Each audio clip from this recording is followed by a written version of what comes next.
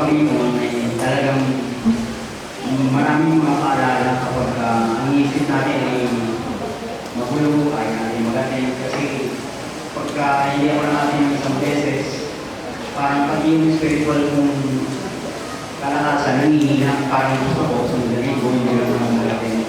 Kaya nariyan ang papaalala ng Panginoon na nung pumutok ang gulong ng truck na dinadala namin dahil sa bilag ng karga na PSI, hindi ako nakakamali sa 900, yung ang bawat isa nun ay tumitimbang yata ng may 20 o 25. Kaya hindi kaya ng gulong, pumutok siya.